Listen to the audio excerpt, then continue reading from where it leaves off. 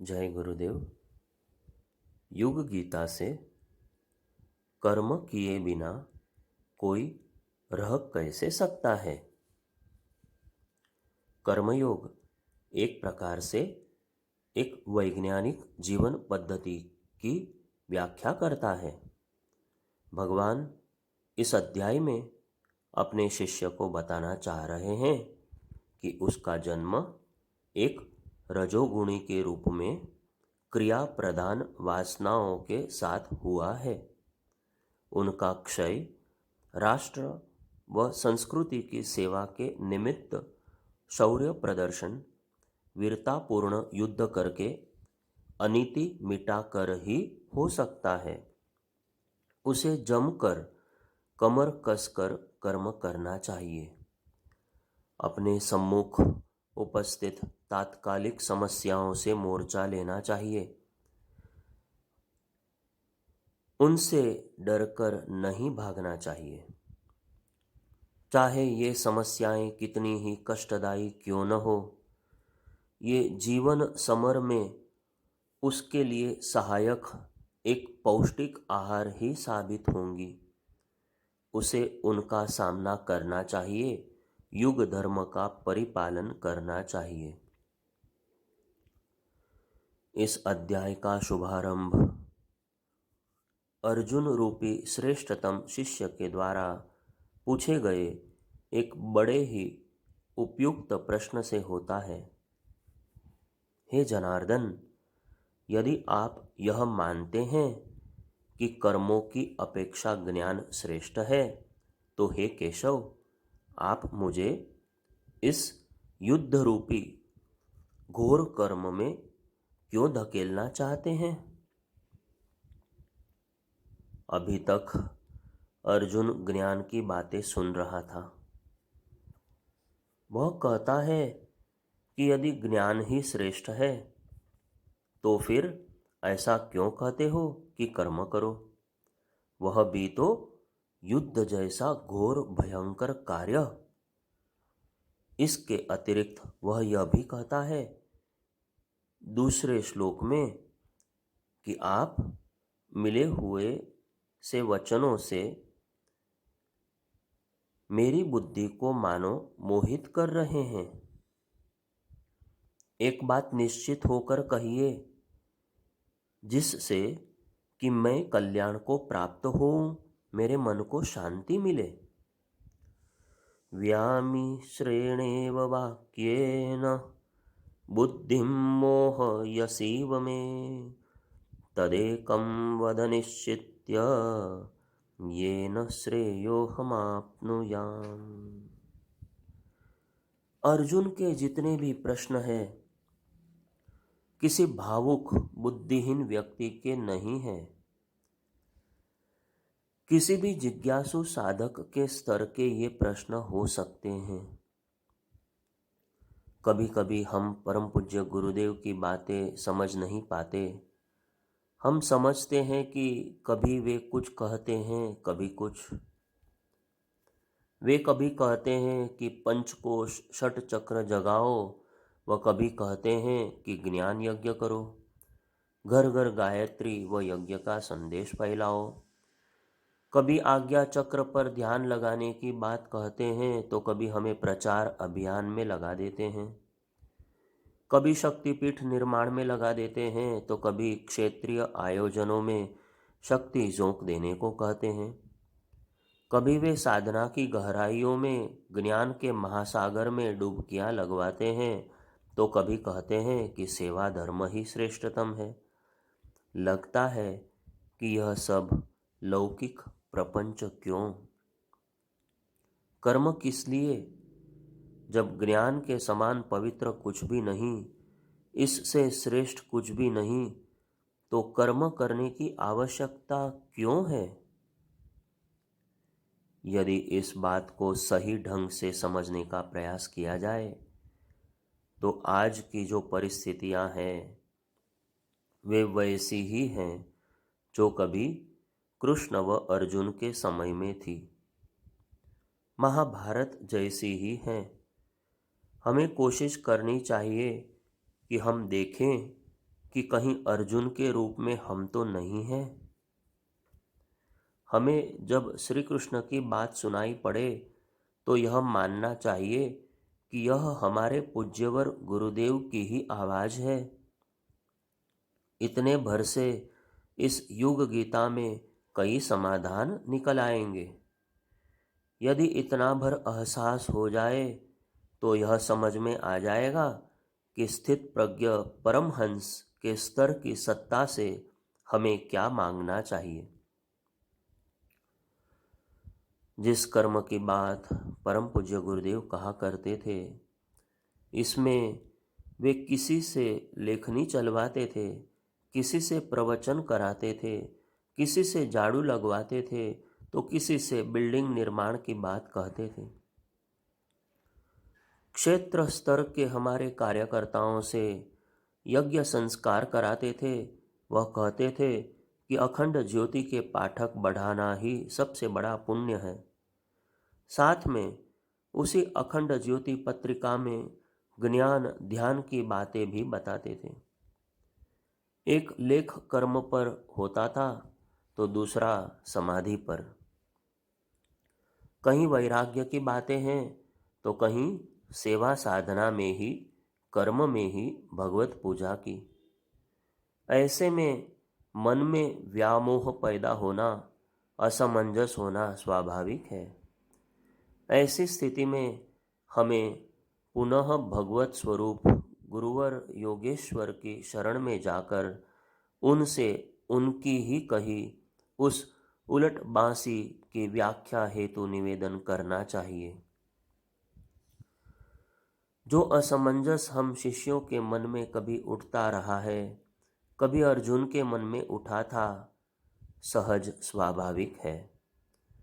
वस्तुतः श्री कृष्ण की कोई भी बात परस्पर विरोधाभासी नहीं है। कभी सत्य का एक पहलू उजागर होता है, कभी दूसरा। श्री अरविंद ने उपनिषद ग्रंथ में लिखा है कि हम परमात्मा की समग्र की अवधारणा कर नहीं सकते, क्योंकि उसमें शुभ अशुभ दोनों हैं। लगता है कि यह विरोधाभास प्रकृति में कैसे, पर वह भी जरूरी है। एक ही मकान में पूजाघर भी होता है जो पवित्रतम स्थान है, एवं उसी में शौचालय जैसी अपवित्र जगह भी है। दोनों के बिना हमारा काम नहीं चल सकता। श्री रामकृष्ण उपदेश के दौरान स्वामी विवेकानंद से कहते हैं, वेदोपनिषद के वाक्य यदि हमें समझ में नहीं आए तो हमें यह नहीं मानना चाहिए कि ये गलत हैं। हमारी बुद्धि की क्षुद्रता है। ये परमात्मा के वचन हैं। हमें अनुभवी व्यक्ति से पूछते रहना चाहिए एवं परस्पर विरोधाभासी वाक्यों पर अपना संशय स्पष्ट कर लेना चाहिए। इसीलिए तीसरे अध्याय के दूसरे श्लोक में अर्जुन कहता है, तदेकम वद निश्चित्य। एक बात निश्चित करके एक व्यक्ति के रूप में मेरे कल्याण के लिए कहिए। सच्चे जिज्ञासु की उत्कंठा है अर्जुन में, इसीलिए वह व्याकुल होकर प्रश्न सामने रख रहा है। एक बात और अर्जुन कहता है, रे ये न श्रेयो हमाप्नुयाम। इसमें श्रेय शब्द आया है। श्रेय अर्थात सर्वांगपूर्ण कल्याणकारी समृद्धि। कई बार श्रेय शब्द का गलत अर्थ मात्र समृद्धि के पर्याय के रूप में कर दिया जाता है। यहाँ अर्जुन का प्रश्न है कि उसे किस मार्ग का अनुसरण करना चाहिए जिससे कि उसकी अपनी पीढ़ी की सर्वांग वृद्धि हो, राष्ट्रीय उन्नति हो और वह उसमें से अपने हिस्से का भी उपभोग कर सके। भगवान उत्तर में तीसरे अध्याय के तीसरे श्लोक में कहते हैं, हे निष्पाप अर्जुन, इस लोक में दो प्रकार की निष्ठा मेरे द्वारा पहले कही गई है।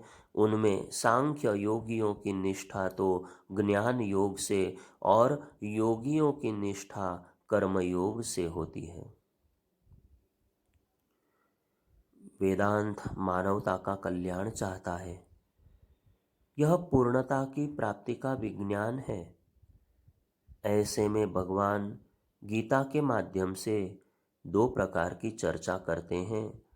पहला मार्ग सक्रियता का, कर्मठता का है, तो दूसरा बुद्धि प्रदान है, विचार तंत्र से जुड़ा है, ज्ञान तंतुओं को झकझोरता है।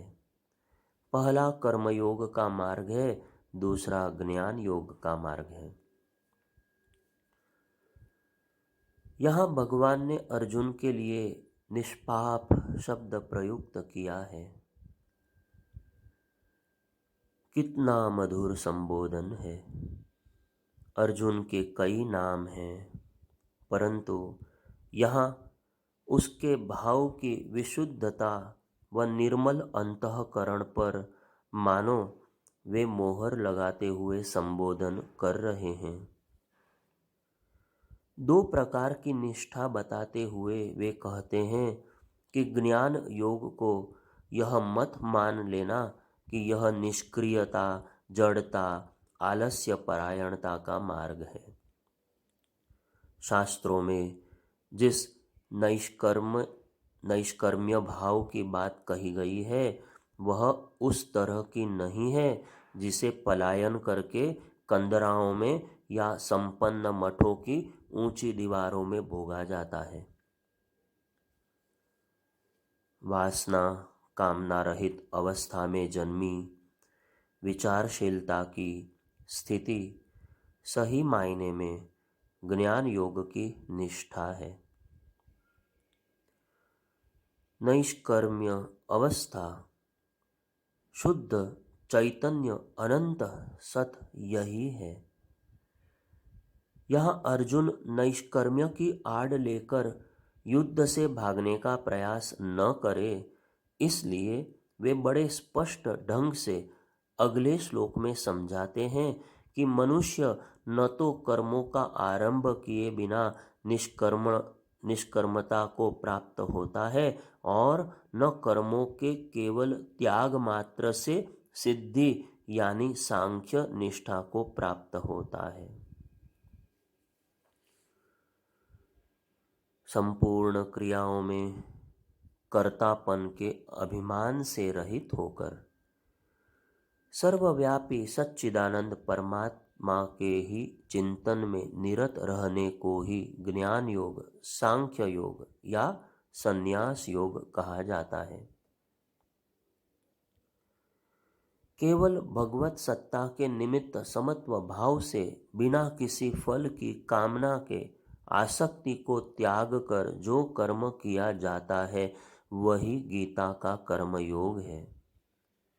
इसी को तदर्थ कर्म, मदर्थ कर्म, मत कर्म, समत्व योग नाम से स्थान स्थान पर भगवान ने उच्चरित किया है। वे बड़ा स्पष्ट कहते हैं कि योगियों की निष्ठा कर्म योग में है, सन्यासियों की, ज्ञानियों की निष्ठा ज्ञान योग में है, पर कर्म किए बिना कोई भी नैष्कर्म्य की सिद्धि को नहीं पहुंच सकता एवं कर्मों को छोड़ देने मात्र से ही वह ज्ञानी नहीं बन जाता, सांख्य निष्ठा को नहीं प्राप्त होता। इस तरह कोई कर्म छोड़कर अकर्मण्य बनकर कुछ भी हासिल नहीं कर सकता। आज हमें समाज में जितना फ्रस्ट्रेशन, डिप्रेशन, मनोशारीरिक रोगों का बाहुल्य दिखाई पड़ता है, उसका मूल कारण है या तो आदमी की कर्म में अत्यधिक आसक्ति, बहुत ज़्यादा की कामना मन में रखकर कर्म करते चले जाना, अथवा निठल्लापन, आलसीपन। कर्म हो किंतु बिना किसी फल की कामना के। यदि निष्कर्मता जिस अवस्था में प्राप्त हुए पुरुष के कर्म अकर्म हो जाते हैं, अर्थात फल उत्पन्न नहीं करते, इस अवस्था को निष्कर्मता कही जाती है। यदि निष्कर्मता ही हमारी पूर्णता की चरम अवस्था की एक ऐसी स्थिति है जो हम सब के लिए अभीष्ट है, तो फिर कर्मों का संपादन किया ही क्यों जाए, यह बात मन में आने लगती है।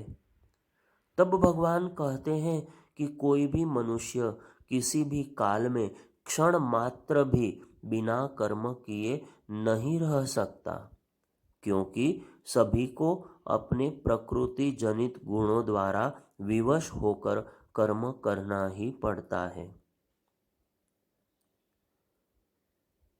योगेश्वर श्री कृष्ण आगे अध्याय 3 के 5वें श्लोक में कहते हैं,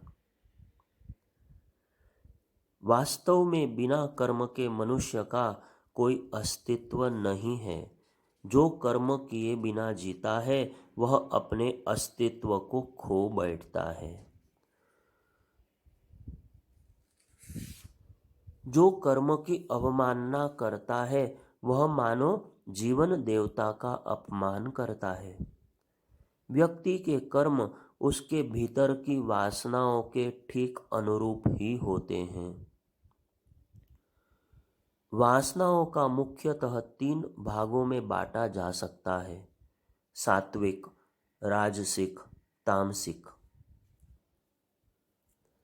सत, रज, तम इन तीनों प्रकार के गुणों की उत्पत्ति हमारे भीतर की प्रकृति से ही होती है।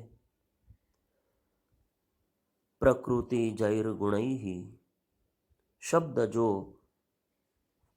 5वें श्लोक में आया है, वही हमारे कर्मों का मूल स्रोत है। हम किसी स्थिति में कर्म न भी करना चाहें तो भी हमारी अंतर्निहित वासनाएं हमें कर्म करने के लिए विवश कर देंगी। हम कभी निष्क्रिय रह नहीं सकते। जीवन सदैव सक्रियता से भरा व सकारात्मक स्वरूप लिए होता है। कर्मों के रूप में जीवन वस्तुतः गतिशीलता की ही अभिव्यक्ति है। जीवित रहते हुए मनुष्य एक क्षण के लिए भी कर्म किए बिना नहीं रह सकता। जब सब कर्म समाप्त हो जाते हैं, मनुष्य मर जाता है, या यूं कहें जो अकर्मण्य होता है वह जीवित मृतक के समान है। कर्म से भागने का अर्थ है जीवन से भागना और मृत्यु के मुख में स्वयं को जा धकेलना। यह तो एक प्रकार की आत्महत्या ही हुई। गीता का संदेश बड़ा स्पष्ट है, कभी भी कर्म किए बिना न रहो। समाज सेवा करो, राष्ट्र का गौरव बढ़ाओ, मानव मात्र के कष्टों की निवृत्ति हेतु तपो। यही वस्तुतः जीवन है।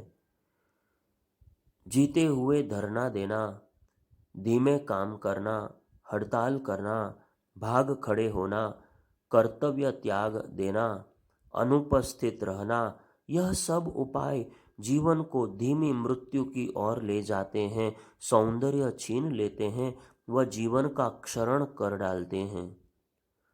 समाज व्यवस्था के प्रति विद्रोह के नाम कोई भी भले ही अपने कर्मों के स्वरूप को दे दें, पर वस्तुतः उन्होंने जीवन देवता को नीचा दिखाया है, अपनी गरिमा के प्रतिकूल जीवन जिया है।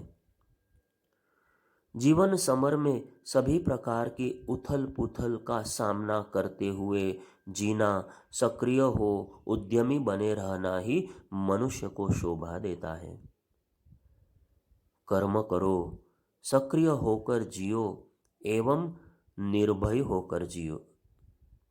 परिश्रम से मत डरो, निराशाओं का सामने निराशाओं का सामने करने से हिचकिचाओ मत। जब तक जीवित हो वास्तव में जीवन का एक एक पल जियो। कर्मों द्वारा ऊंचे उठो, कर्मों द्वारा ही उन्नति करो, कर्मों से ही अपना विस्तार करो।